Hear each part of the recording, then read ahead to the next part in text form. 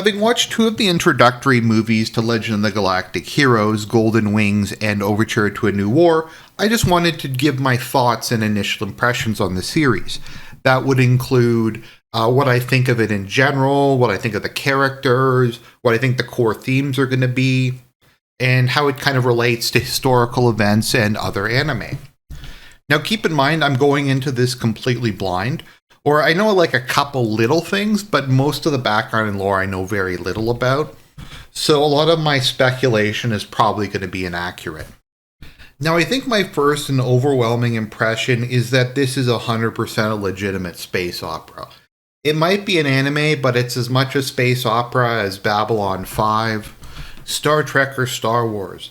In fact, I would say this is probably the most space opera-ish space opera I've ever seen, because it takes the audience extremely seriously, and it plays pretty much everything straight. I really see almost none of the traditional anime tropes in this, like the excessive expressions, just really wacky stuff happening, the out of context humor, dramatic tonal shifts. I don't really find any of that in this. It very much has the tone of like a Shakespearean play or an opera, both in terms of its themes and also the music, just because they use so much Wagner in it, and the rest of the music is also very operatic. Even just from watching two of the movies, I'd say next time I do my list of anime for people who don't like anime, I'm probably going to put this fairly high on the list, because like I said, it's anime, but it very much feels like, well, a space opera. And this is pretty consistent with the other things I've seen from this author. Heroic Legend of Arslan also feels very much like that, like a historic epic, and Titania is once again also a space opera. So my impression of the setting is we're in the far future. Now, I'm not sure yet if this takes place in our universe or an alternative universe, or if Earth exists or not. I'm sure that'll be revealed as time goes on. But there appears to be two great powers that control the galaxy. One half of it is the Empire, and the other half is the Alliance of 10,000 Planets. Free Planets Alliance. To my understanding, in the Japanese, they use the same characters that they use for Galactic Empire and Rebellion, so I'm pretty sure that's an obvious nod to Star Wars. You also, in Golden Wings, have I forget what it's called, but the big fortress with Thor's hammer that is obviously a reference to the Death Star. So it does have quite a few nods, I find, at least, to Star Wars. The Empire reminds me a lot of Dune, or even something like 40K. I forget what the exact term is, archaeofuturism or something like that, because it seems like the Empire is almost not necessarily a feudal society, but an extremely aristocratic society that has inherited all the traditions, aesthetics, clothing, and social structures of the German Empire and the Kingdom of Prussia, despite the fact that they're a super advanced space empire with faster than light ships and shields and giant laser cannons and stuff like that. They still wear powdered wigs and have horse-drawn carriages and cars that look like they're from the first half of the 20th century and stuff like that. So once again, I'm not entirely sure. I would imagine, given how similar it looks to Imperial German culture, that this probably takes place somewhere in the far future. Now, as to why it looks like Germany, I'm not entirely sure. One possibility is that this is alternate history and the German Empire colonized the stars and maintained kind of how they were prior to the 20th century. Another one is that there's someone who just LARPed really hard and disliked the degenerate culture that had emerged and decided to try to revive what he considered to be a stable, moral, properly functioning society. It seems like that just from what little bit I've seen in the Golden Wings. Just because they reference Emperor Rudolf, who started the current dynasty. I think it was like 500 or 600 years ago or something like that. So I tend towards thinking that it's some like he LARPed and he just wanted to create this culture based on aesthetics that he liked. The other party is Alliance of the Free Planets, which my understanding is used to be part of the Empire but seceded from it, disliking the corruption and incompetence of the leadership. And they function as some sort of federal democracy. The aesthetics remind me very much of the first half of the 20th century, like the 30s, 40s, and 50s. Kind of like that, both in terms of the social structure, the clothing people have, and the overall aesthetics. And that, like I said, that appears to be some sort of federal democracy. The intro to Golden Wings states that these two forces have been at war. I forget how many hundred years it was. It was like 200 or 300 years. And that basically it's a stalemate at this point in time where sometimes one side will win, sometimes the other will win. But they're so big, they're both so big and powerful, and they fight in just a couple major choke points that neither side is really able to ever get a decisive advantage and win the war. An overture to a new war implied that there were people behind the scenes who were manipulating it to keep the conflict going, probably for war profiteering. I would imagine it might be like a 1984 type situation where there is wars between the great powers, but there is an understanding that it's not in anyone's interest for someone to win, because the wars justify having a war economy. It justifies the military-industrial complex. It justifies the repression of civil liberties, and it focuses society's attention outward and away from the internal problems that these societies are facing. So it might be a case where the leadership of both sides realize that there's probably never going to be a conclusion to this conflict, but they're invested in the military-industrial complex and in the stratocracy that has emerged, and so they're generally supportive of keeping it going. So far, what I've seen of the Empire is extremely decadent, corrupt, and incompetent.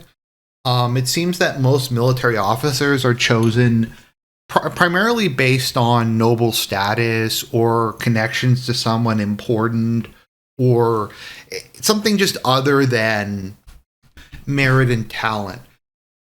They also appear to be ultra conservative in their battle doctrine, just very uncreative. Almost all are just very by the book, and they just kind of rely on brute strength to force their way through, which, given that the Empire seems a lot more powerful in terms of its industrial population and technological might, I guess works, but it's not enough really to win a decisive victory at all. Now, it's interesting because a core doctrine of Prussian, I believe, and at least German Empire and Nazi Germany command theory is that German officers are supposed to show a lot of initiative. When a situation comes up, they're just supposed to know what to do and act based on their best judgment and take advantage of whatever the situation is. So there's kind of a contrast here. I'm not sure if this is just my understanding's wrong or that's kind of the point and just the historical record has this idea. From my understanding, during World War I and II, the Allies and the Entente tended to have more strict battle plans. It allowed a lot less flexibility among their officers. So as a side note, it's kind of an interesting dichotomy. So flexibility in your army makes you more successful tactically because you're able to take advantage of opportunities as they come up. It makes you less effective strategically, though, because sometimes you have to do inefficient moves at a local level in order to win an overall campaign. Like if there's a choice between capturing a strategic railway junction or destroying more enemies, on a tactical level, the local commander might say, okay, well, we have to kill more enemy soldiers, but it's not helpful to the overall tactical situation. And you can kind of see that in some of the disasters that the Germans had, both during the Spring Offensive and during Operation Barbarossa and Fall Blau. Something that amuses me is it seems like the core weakness at the heart of the Empire is that, as a friend of mine, Torellian, likes to say, polygamy is just too much fun. Because the emperors and I think a lot of the upper nobility, I don't think they have multiple marriages, but they'll have dozens, if not hundreds, of concubines, and they'll just spend most of their time having sex with their concubines, and they don't run the country. They're just constantly exhausted from spending all day having sex with them. And it just leads to them being very decadent, lazy, incompetent, corrupt. It also leads to constant succession crises because they have too many heirs. It doesn't really I don't know exactly how succession works. From my understanding, though, children of concubines can inherit. So that would mean that there's like probably dozens, if not hundreds, of legitimate heirs for each emperor, which is very much kind of an Ottoman situation.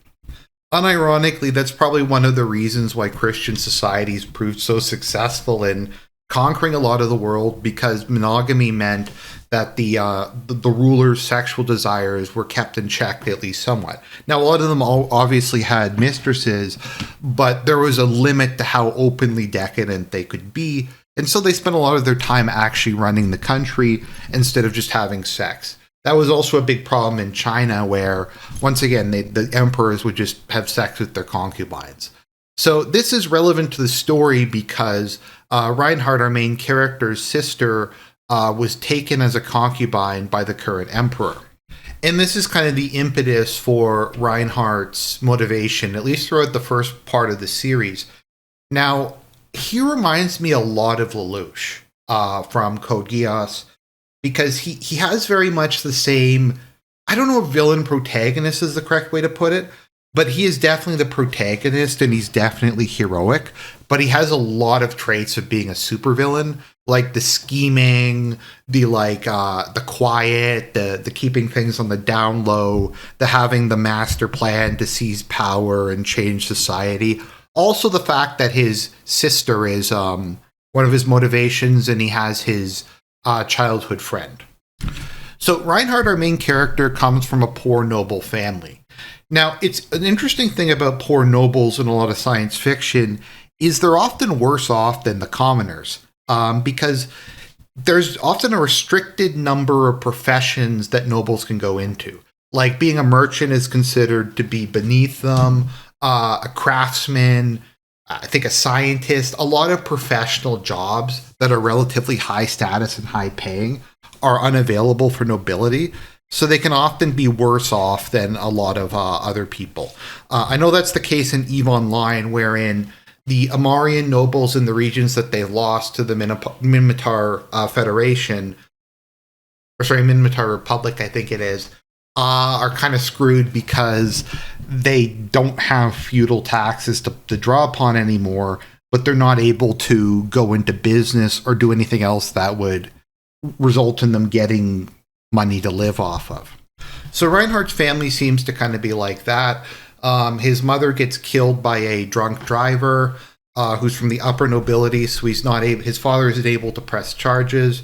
His father becomes a degenerate alcoholic who's just a total loser. As they're living in kind of this middle class neighborhood that just feels very much kind of like an American dream area almost, we have Siegfried, who moves in next door to him. Now, Siegfried, because he's a heterosexual man who has eyes, immediately falls in love with Reinhardt's sister, Anna Rose, and they immediately become best friends. Siegfried immediately takes a kind of subordinate position to Reinhardt. He becomes his eternal number two, a position that he's very happy in serving in. Something interesting about the relationship is Reinhardt always calls Siegfried by his last name, Kirachais, if I'm pronouncing that properly. Now, interestingly enough, that is not a sign of disrespect or distance between the two of them. Often in Japanese culture, you only call people who are extremely close to you by their first name, and you almost always refer to people by their last name. Likewise, in Western culture, you almost always refer to people by their first name and don't call them by their last name unless they're somebody very important or somebody you don't really know. Now, Reinhardt calls Siegfried Kirachais because it's a very uncommon name. He says Siegfried is like the most generic German name possible, but you're more important to me and you're a unique individual to me, so I'm going to call you by your last name to differentiate you more. Which is just something I haven't really seen many times, but I find a very interesting kind of character dynamic between the two of them. So early on, Reinhardt, who is a genius, he's very disaffected because his father's a loser. His position in society is very uncertain because they're poor nobility, and he kind of comes, and his sister is taken away and sold into slavery, and he comes to the conclusion that he is going to be the one to bring about change, that by his will, he's going to change the universe, he's going to change the galaxy, he's going to reform the empire or see it burn down around him. Something that Siegfried is very much on board for, possibly because if they get the sister back, if they get Anna Rose back, he might actually have a chance with her, which I can't really begrudge him that. So they enter into the military academy, and they both do extremely well. Reinhardt is helped a lot by the fact that his sister is the favored concubine of the emperor, so that puts him the first in line for promotions. And we see this particularly in Golden Wings, where because he's so young when he starts getting command positions, people initially don't respect him. But because he's just such a king, and Siegfried is just such a badass, almost immediately they start to like him.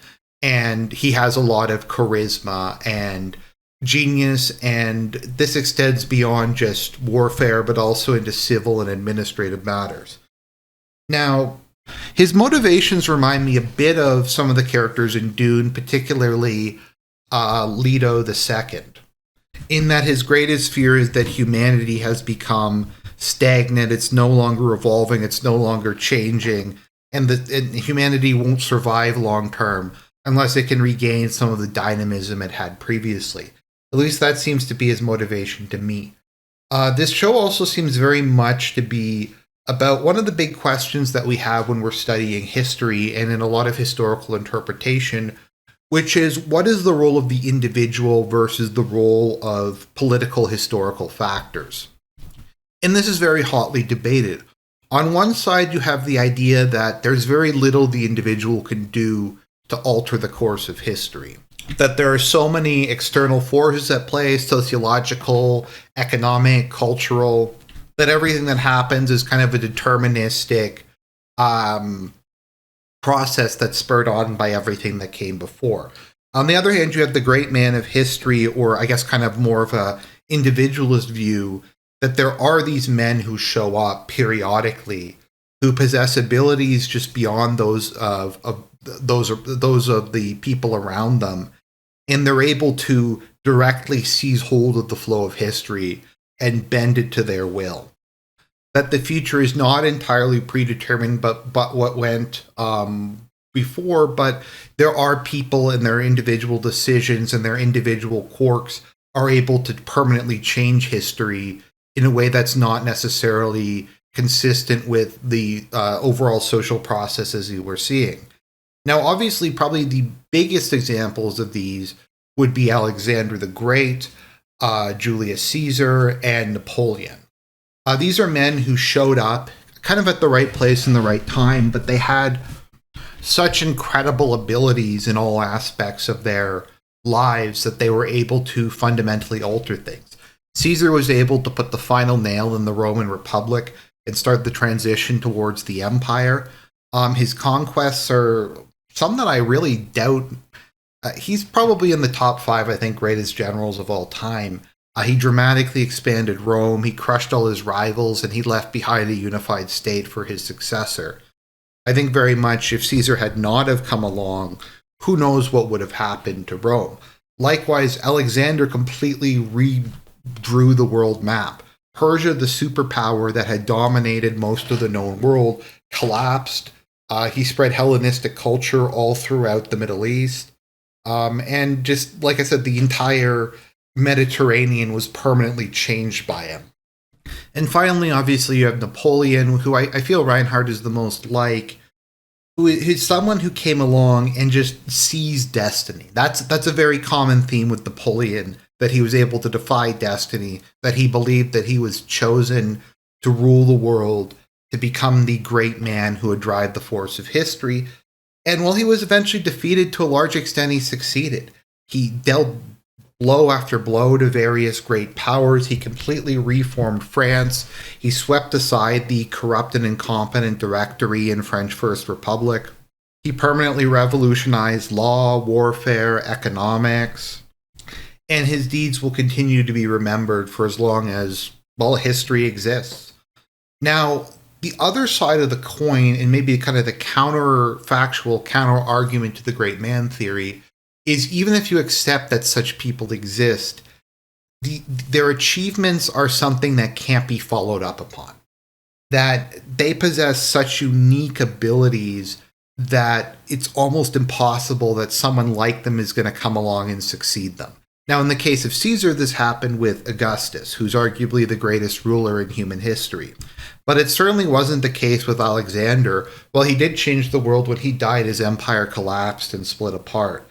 I think maybe the best examples of this would be Justinian. Justinian completely revitalized the Byzantine Empire. He reconquered all kinds of territory. He did huge building projects. He completely reformed the Byzantine legal system. And any one of these projects would have taken the full attention and resources of even a competent emperor. But because of his unique abilities, he was able to do all of them simultaneously.